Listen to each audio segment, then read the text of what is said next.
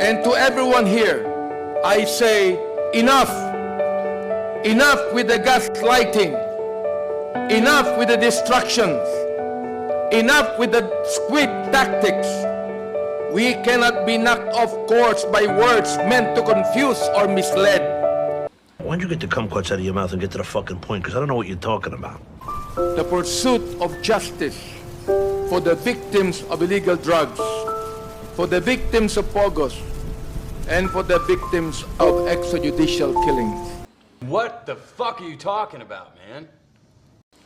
The next to deliver his opening remarks is the Chair of the Committee on Human Rights, Congressman Benny Abante. You are recognized. Thank you, Mr. Chair. Sa atin pong Senior Deputy Speaker, sa ating Deputy Speaker, sa aking mga co-chairs, ladies and gentlemen, colleagues at mga kababayan, magandang umaga po sa inyo lahat. We gather here once more for the 10th time, not merely to sit in one of our typical hearings, in order to file one of our usual committee reports, but for something far greater.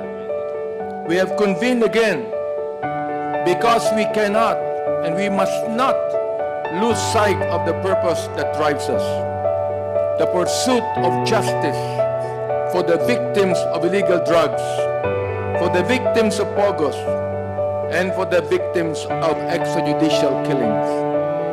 To help remind us of why we dedicate so much of our time to this task, I ask you to remember the name of Kian de los Santos, that young man, that minor, whose life was tragically cut short by a bullet fired in the dark.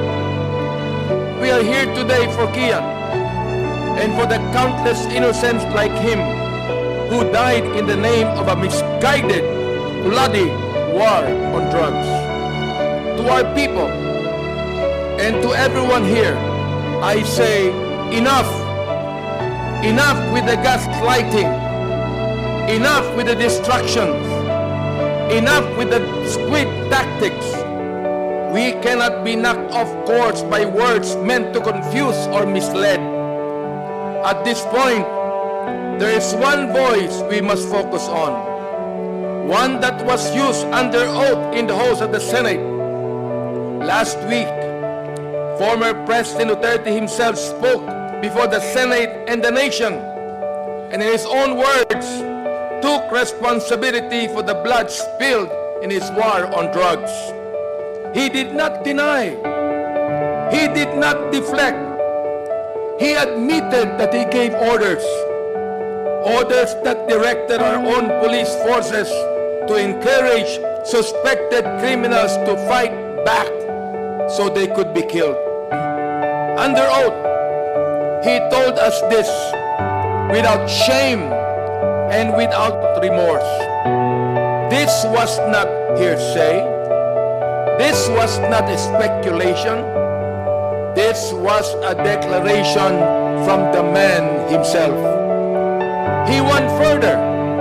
Under oath, he admitted to the existence of the Davao Death Squad, an entity with a lethal mandate that was replicated around the whole country when PRRD was elected president in 2016. But the former president did not stop there. He pointed his finger at a sitting senator, a member of our very government, and named him a part of the DDS. Not a Duterte defending senator, no, but a member of the notorious Davao Death Squad.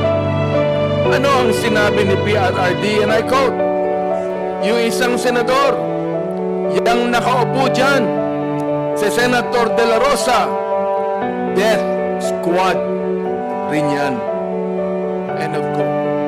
And now comes this familiar refrain.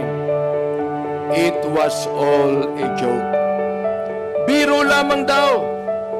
But I ask you, my friends and my colleagues, I ask you, who makes jokes under oath?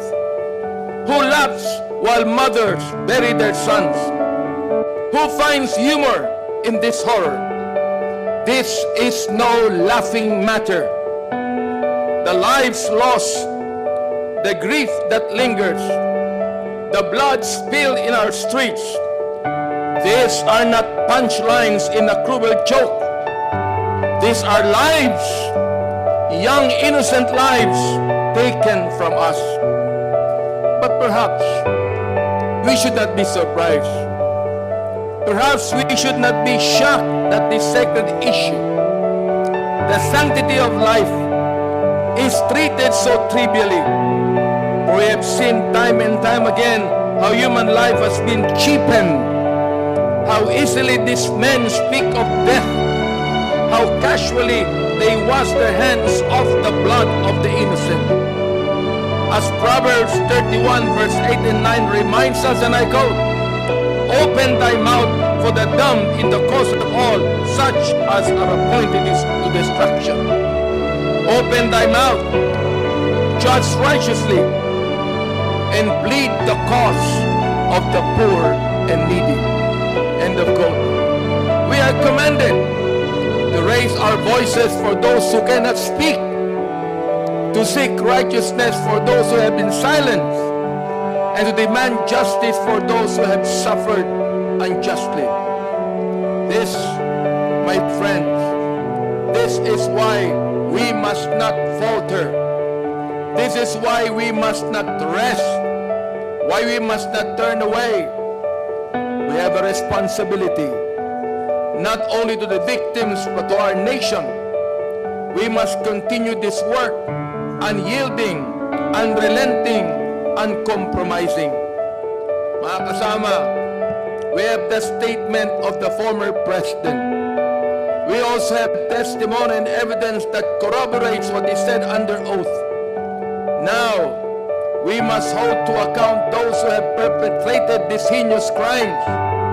Now we must ensure that the cries of the oppressed are not drowned out by laughter, that the dignity of human life is restored, and that no one, no matter how powerful, is above the law. And as we press forward, let us remember this. We do not stand here alone. We stand with Kian. We stand with his family. We stand with a 3-year-old killed by a stray bullet in Cebu.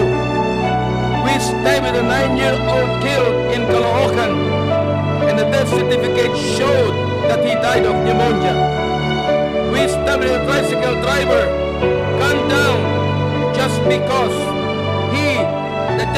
a drug lord rode in his tricycle. Ladies and gentlemen, we stand with every victim of this dark and bloody campaign. The banality of evil must come to an end. We stand for those who cannot speak, for the voices that were silenced too soon, and we stand with the promise, the solemn vow, that we will do everything in our power to ensure this never happens in our country again. So with hearts full of resolve and eyes fixated on justice, let us continue this work. For if we are to be remembered, if the 19th Congress is to be remembered, let it be not for the jokes or the gaslighting, but for our dedication to the truth, our commitment to justice, and our compassion for those who suffer. Mga kaibigan, maraming salamat po sa inyo lahat.